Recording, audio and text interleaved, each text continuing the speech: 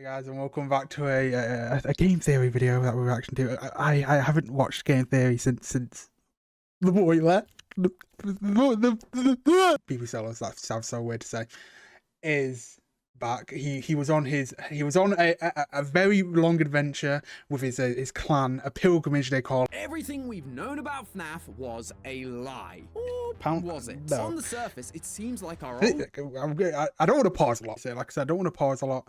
We're going to pause to talk in between sections because it's a reaction video. We're going to give our own ideas. I don't know much of the lore. I know some of it. Just wanted to say, back when he gets back. Favorites, William and Henry, didn't actually create anything and instead just stole it all from newcomer Edwin Murray. But create anything how much of that is really true? And what if I told you that's very much cats? The answer is entirely up to you. I mean, I don't want to talk about it. No, like sister location. Hello. He's literally made the animatronics. Yeah. So we'll talk about it a bit more.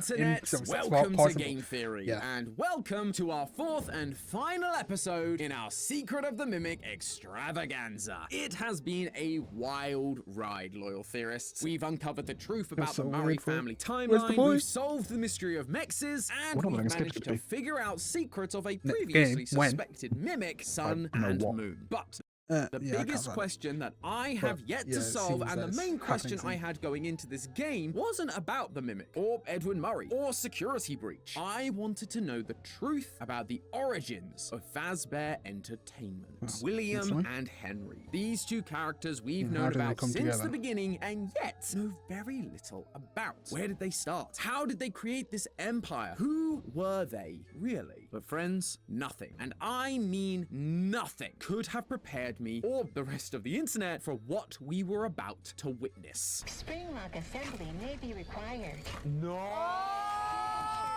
No! Are you kidding me? Oh my god! Oh my god!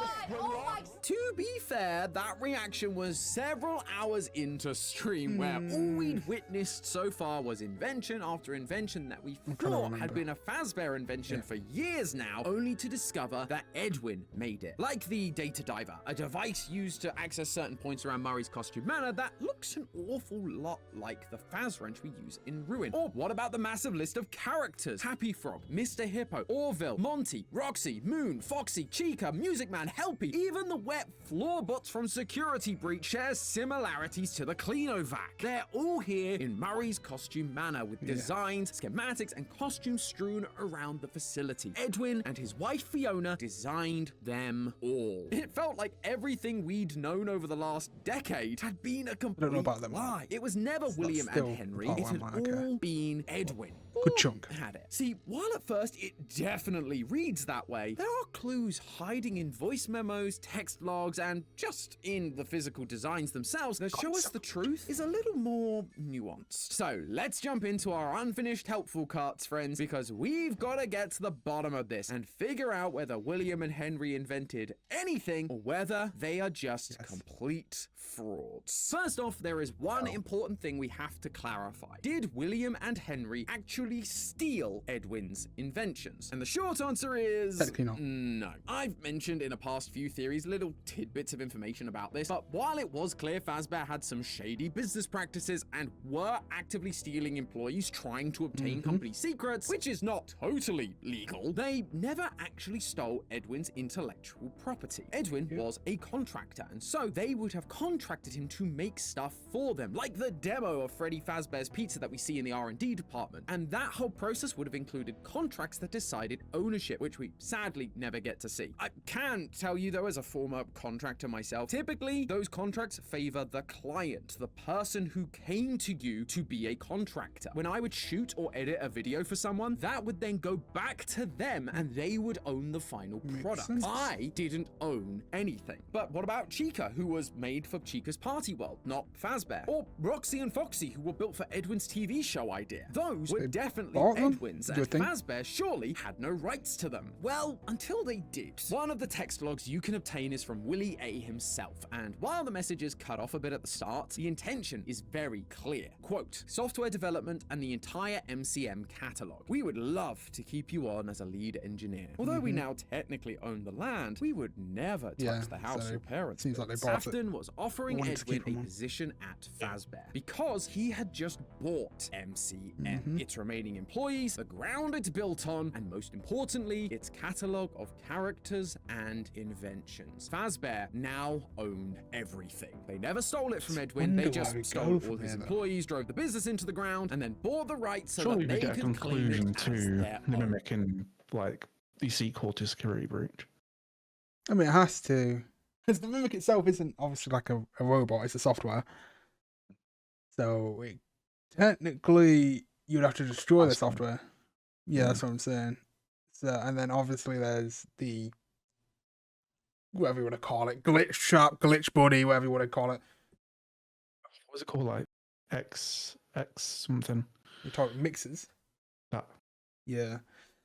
Is that so? It's like, what do they do from there? Everything. They never stole it from Edwin, they just stole all his employees, drove the business into the ground, and then bought the rights so that they could claim it Beautiful as Fazbear. their own. But let's be honest here, that's kind of a small nitpick in this whole thing. The real issue here is that we believed Henry and William were these great inventors, and yet it seems like they just kind of bought everything and didn't make any of it themselves. How could Henry claim Trapped in prisons of my making. if they weren't his making at all?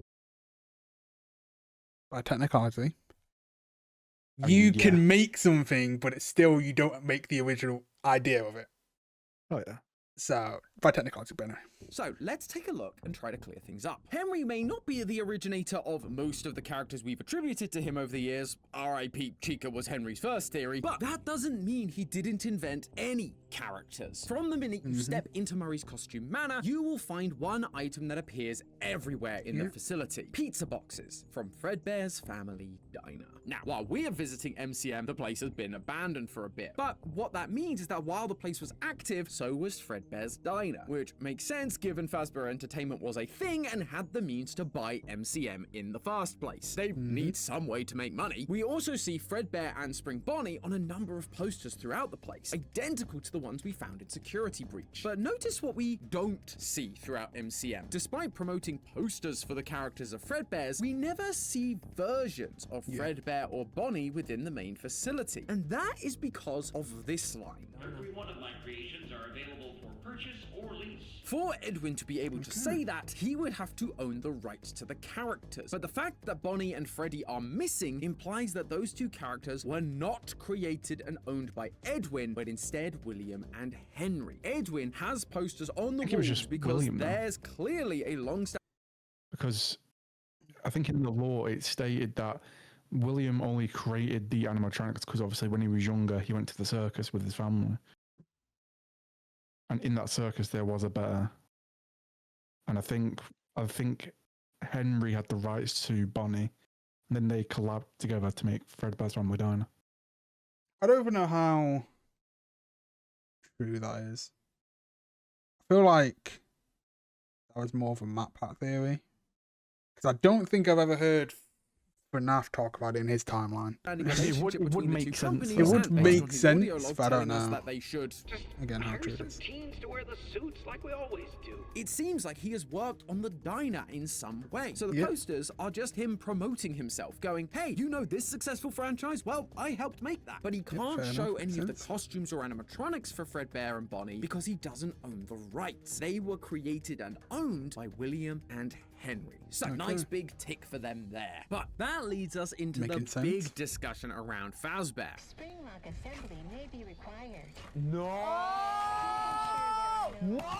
Hazards that could Are you cause kidding me? Oh my I still don't know about this. Oh Thing. my God! Oh my god! Did Edwin invent the Springlocks? Before this point, we've been under the impression that it was Henry who invented the Springlocks, as during the Silver Eyes trilogy, we're pretty much told that outright. Quote, these are Springlocks, one of the first ones Henry made. But now in Secret of the Mimic, we see plenty of Springlock suits. We see messages about Edwin making them, and we even get to travel around inside them, which is kinda horrifying. However, there is one big detail that stands out pretty With quickly. the way that one opens, it opens similarly to the one in Sister Location. Like with the obviously the chest compartment opening and the Springlocks opening. I don't know, again, he could clarify this further on. There's also the chance that Henry made it, but Edwin advanced it, made it better. They all could have made it realistically. True. Was he? Which is kind of horrifying. However, there is probably why one there's big not a detail that thingy stands on out it, pretty like a- quickly, which made me like an owner to reconsider it, whether this because was another all three of them acquired had some contraption. The type of fact that contribution to you it. cannot be Maybe. killed We'll by see. the Springlocks. Yep. Springlock suits He's, are again, notoriously finicky, an causing approved fatal injury at the version first sign of sudden doesn't movement or spring water, and lock. yet we managed to fall through an entire floor and yet sustain no injuries. It's almost as if they are not the same kind of Springlocks, and that is exactly the case. We receive a text log from Edwin during the game that specifically talks about updating the Springlocks to sustain water damage and be okay. There's also the fact that the original Springlocks were designed to be both suit and animatronic, while the new ones seem to only really be suits. And finally, the versions of Fredbear and Spring Bonnie down in the R&D department, while looking somewhat like the versions we know, have colored exoskeletons made of metal, rather than the felt-based material that would stain and discolor like we know from modern Springtrap. And to top that off, there's an audio log in the same area that talks about Springlocks being used for a long time before this moment. It would be so much easier to keep using the Springlocks. The fact that there have been Springlocks used for Hen, while these new improved metal versions of the Springlocks for Fredbear and Spring Bonnie currently only exist down here in the facility, it tells us that there are other Springlocked versions of these characters in existence, felt-based ones that use the old water damage prone designs. So that's it, case closed. Edwin made the new Springlocks, but Henry can still have made the originals, right?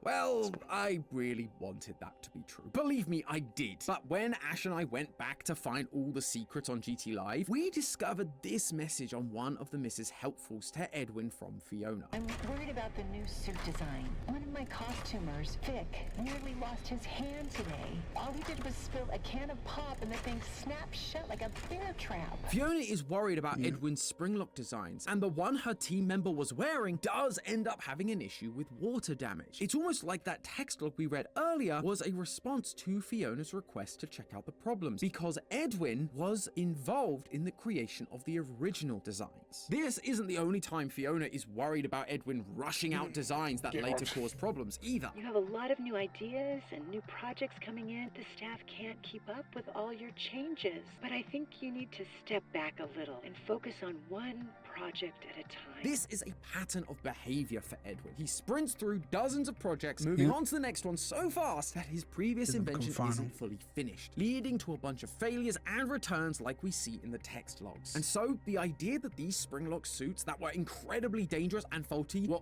also Edwin's creations actually makes a lot of sense for his character. And yes, there is a chance that the original Springlocks were potentially a collaboration between both Henry and Edwin. But right now, I'm just not sure the evidence is there. The books say that Henry was the inventor of the Springlocks, but that's a very different continuity. The games have never made that claim. The closest we get is Prisons of my making. but here, Henry is talking about the normal animatronics, the ones that Edwin never finished. And so you could plausibly say that Henry was the one who made them. Edwin did say that Henry was the one changing the designs. I got the change order from Hen last night.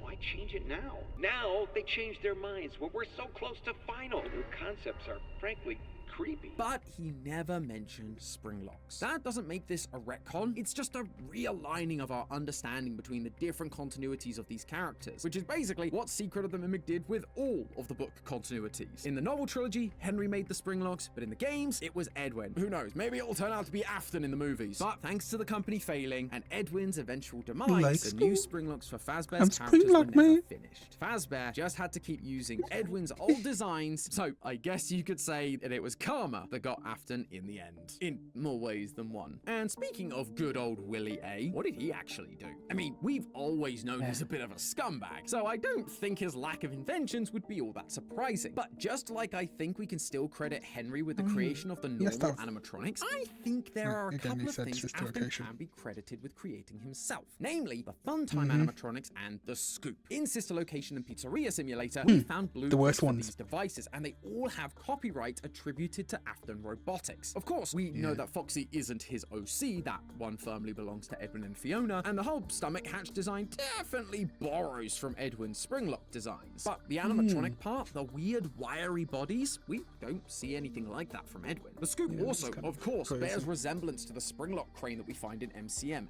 and that we then saw in Ruin. They have the ability to scoop something out of a costume or Springlock suit or whatever. But all the stuff about remnant injection and storage, that's all Afton, baby. Which means at this point, we're pretty even. Edwin did make a lot of stuff that we thought were Henry and William, but that doesn't mean they were completely incompetent or unable to make stuff themselves. However, there is one more thing that we need to discuss. One more invention that, if it was claimed by Afton, could affect the entire timeline as we know it. You see, everyone, and I mean everyone who played this game or watched someone else play it, have been very quick to point out the similarities between David Murray and Afton's son, the Crying Child. The most obvious similarity is their name. Thanks to a friend of the channel Hyperdroid and a handful of other theorists, last year we came to the conclusion that Crying Child's real name was also David Afton. But there's so much more to it than just a name. Their bedrooms look almost identical, and both of those bedrooms are in houses on top of a hill near a tree and near their father's work. They're both missing mother figures in their lives, with fathers who spend too much time working. One of the collectibles we get is David Murray's purple plastic telephone, the same one we see in David Afton's bedroom, along with a bunch of other similar toys. David Afton is famously scared of Foxy, having ripped off the head of the Foxy plushie, and his brother Michael bullying him wearing a Foxy mask. David Murray also is afraid of the pirate Fox, crying when Edwin uses one of the Foxy hand puppets on his first birthday. I mean, he's one big man, so, he's gonna be, Both of them even have a birthday party for them coming up on a Saturday, only for them to die on that same birthday. Everything about these two feels identical to a very coincidental. Almost as if they're the same person. But obviously, as I mentioned, David Murray is dead. So bit too on the nose to be a coincidence. But you know who is still alive and kicking? The thing that was created to become David Murray, M2. And this is where we hit an interesting fork in the road. There are two ways we can look at this information. There's the more literal approach, where the reason these two characters feel so similar is because they are the same character. M2 takes on the role of David, and Afton adopts it as his child. Or there's the less literal approach, the idea that these similarities are actually parallels designed to point us in the direction of a different kind of Fazbear theft, that they took more than Edwin's creations. They claimed his entire story. And because this is the big finale, I wanted to do something special here. Secret of the Mimic has been all about getting us to re-evaluate our past theories, our past ways of thinking. I just changed his name. We can't hold on to theories too tightly, that we need to be open-handed and explore all the possible options to us. And so, rather than stand here and try to convince you that one interpretation is right over the other, I wanted to present you with both options, explore the repercussions and flaws of each of them so that you can come to your own conclusions. So, on the left is the ending where David Afton is M2, and on the right is the ending where Fazbear is trying to rewrite history. So, go ahead, make your choice, theorists. I'll see you on the other side. They weren't there, big man. They weren't there.